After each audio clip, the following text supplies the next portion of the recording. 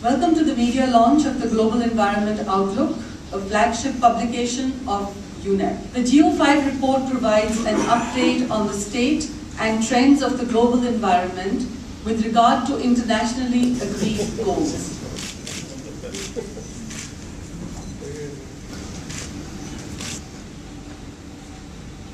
This report is the fifth in the series, the fifth Global Environment Outlook, and this is a response to UNEP's core mandate to keep under review the state of the global environment that was bestowed upon UNEP when it was established by the UN General Assembly. First, to give you a very quick idea of the contents of the GEO report, it has three parts, and as you can see, it's a very weighty tome, land and water. And I'm just going to say a little bit more about one of these, which is atmosphere. And in fact, under the atmosphere section, we have two areas of goals, which are stratospheric ozone and lead in gasoline, where there has been significant progress. So that's the green bar you can see.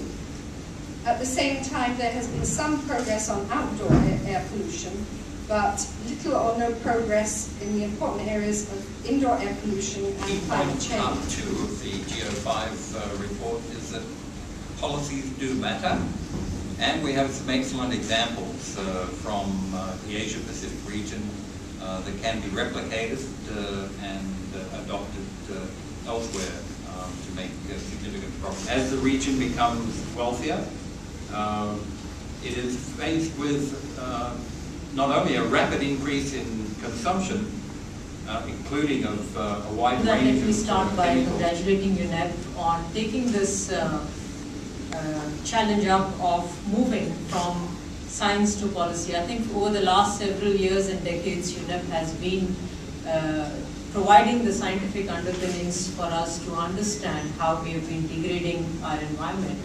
And I think this particular report has moved a big step forward in trying to see how we take all the understanding and the science behind it and convert it into policy responses that can be put in place. And looking at experiences from different regions, an elucidation of the successful policies that have been put in place in the context. The big challenge is that at what time, and maybe again this is a question I will pose to you now, at what time do we stop treating some of these issues as issues of pollution and start considering them as really disastrous situations that have to be dealt with in the form of disasters? And it seems to me that some of the areas that we see, whether it is pollution around Delhi in the Yamuna, or whether it is the kinds of toxic pollution that you see in foodstuffs, etc., or even in some